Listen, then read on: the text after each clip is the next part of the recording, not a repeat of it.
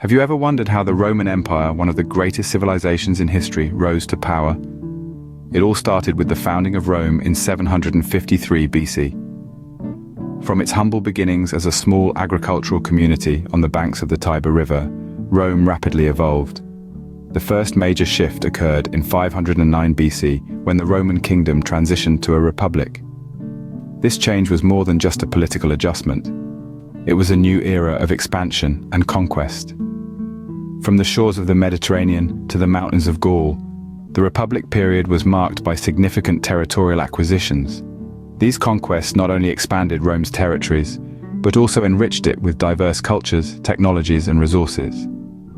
The Republic era laid the groundwork, building Rome's military might, political structures, and economic prowess. Thus, the stage was set for the rise of the Roman Empire, a power that would shape the world for centuries. How did the Roman Empire reach its zenith, becoming a beacon of culture, law, and power? The answer lies in the transition from republic to empire, a shift spearheaded by Julius Caesar and solidified by Augustus. This period, known as the Pax Romana, was a time of unprecedented peace and prosperity. In this golden age, Rome's architectural prowess shone brightly. Structures like the Colosseum and the Pantheon were constructed, standing as timeless testaments to the empire's grandeur. Literature flourished too, with the works of Virgil and Ovid, while Roman law laid the groundwork for legal systems we see today. But the empire wasn't content with cultural achievements. It sought territorial expansion.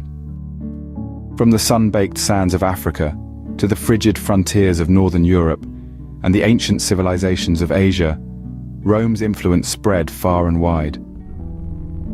The Roman Empire at its height was an unparalleled power. But even the mightiest empires are not immune to decline. So what led to the downfall of this mighty empire that had stood strong for centuries? Even the mightiest of empires can crumble under the weight of their own success. The Roman Empire was no exception. A series of factors gradually gnawed away at its foundations, leading to its eventual decline and fall. Firstly, the Roman Empire was plagued by economic crises. The enormous cost of maintaining the empire, including military expenses, infrastructure, and public games, put a significant strain on the treasury. This was exacerbated by rampant corruption and a declining tax base as the empire's territories shrunk. Simultaneously, military failures began to punctuate the empire's history. The once invincible Roman legions started to show signs of weakness. Invasions by barbarian tribes became increasingly common, and the military, stretched thin and often underfunded, was unable to effectively repel these threats. Inside the empire, things weren't much better. Factionalism and internal strife were rampant. Succession crises frequently led to civil war, further weakening the empire's stability and unity. In the year 395 AD, the empire was formally divided into East and West.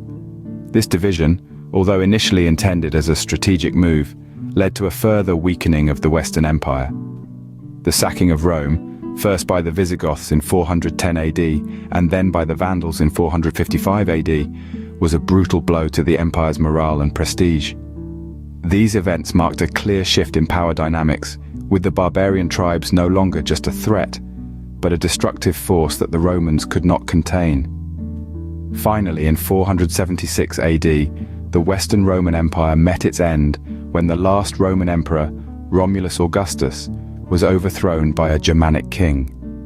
And so, the Roman Empire, once the epitome of civilization, met its inevitable end.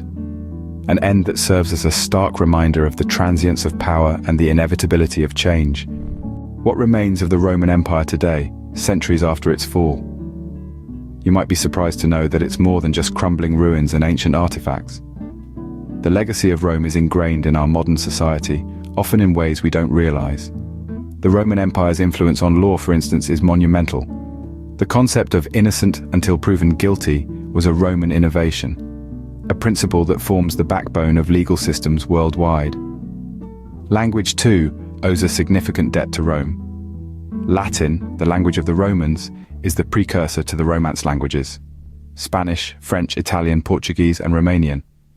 Even English, though not a Romance language, is peppered with Latin words and phrases. Roman architectural principles echo in our cityscapes. Arches, aqueducts, and the use of concrete were all Roman inventions. And let's not forget the imprint of Roman governance, the Republic, a model for many modern democracies. Moreover, the Eastern Roman Empire lived on as the Byzantine Empire, thriving for another 1,000 years. The Roman Empire may have fallen, but its legacy continues to shape our world today.